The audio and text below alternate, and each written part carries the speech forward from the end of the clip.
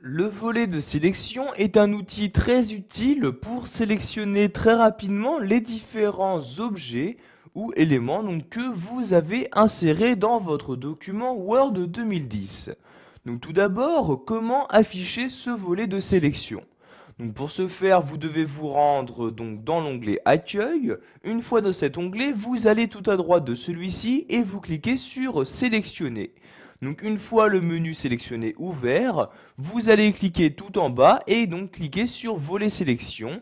Je clique donc dessus et automatiquement ce volet apparaît. Donc comme vous le voyez ici, le volet de sélection apparaît bien à droite de mon document. Donc vous pouvez voir ici dans ce volet, donc dans la partie principale, une liste. Donc il s'agit d'une liste des différents éléments que vous avez insérés. Donc ici il s'agit juste des éléments se trouvant sur la page active. Donc par exemple ici sur la page numéro 1 de mon document, vous pouvez voir qu'il y a deux éléments d'insérer. Donc une bulle ronde, donc ici il s'agit de cette bulle-ci, et l'image, donc ici de cette photographie. Donc par l'intermédiaire de ce volet de sélection, je peux par exemple choisir de masquer ou à l'inverse d'afficher ces différentes formes. Si par exemple je souhaite ici masquer la photographie, je clique sur ce bouton là. Donc je clique, donc voyez l'œil qui disparaît maintenant de ce carré et en même temps la photographie qui a disparu de mon document. Donc pour la réafficher, je reclique exactement au même endroit. Donc vous voyez ici sur le carré, je clique, l'œil réapparaît. De même pour la photographie sur mon document. Donc je peux également choisir très simplement et très rapidement d'afficher ou de masquer toutes ces formes, donc formes ou images insérées sur ma page active. Donc si par exemple je souhaite ici masquer ces deux formes, je clique en bas sur masquer tout comme ceci et voyez les deux formes disparaissent. Pour les faire réapparaître rapidement, je clique ici sur afficher tout et les deux formes réapparaissent toujours en même temps.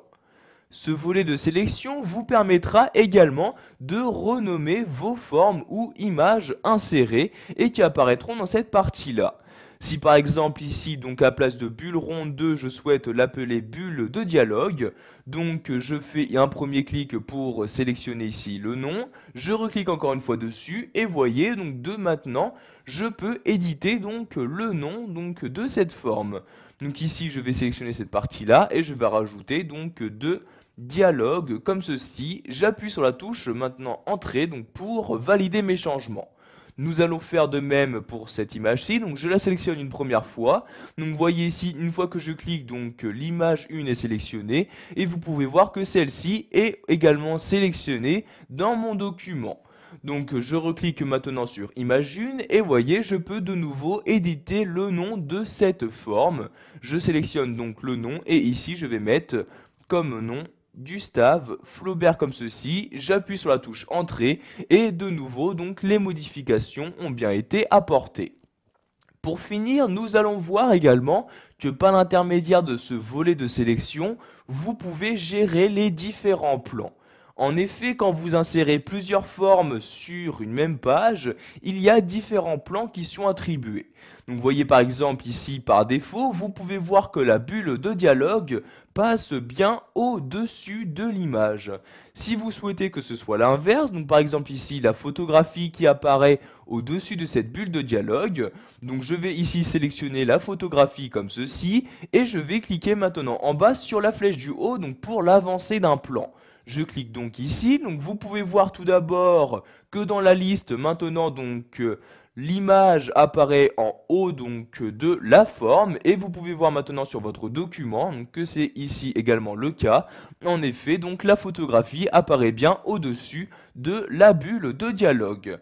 Donc ici nous allons de nouveau modifier, changer le plan pour faire apparaître la bulle de dialogue au-dessus de l'image.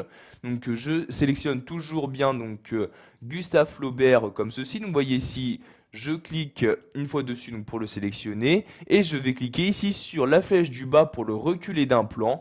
Et cette fois-ci dans la liste, la photographie apparaît bien en dessous et par conséquent elle apparaît sur le plan d'en dessous de la forme précédente. Donc vous voyez ici donc les différentes formes sur cette page. Si je descends et je me rends sur la page suivante, donc vous voyez ici il y a par exemple ce rectangle. Donc j'y place mon curseur donc pour activer cette page et vous pouvez voir qu'automatiquement donc la liste se met à jour donc pour vraiment m'afficher que les formes présentes sur la page active.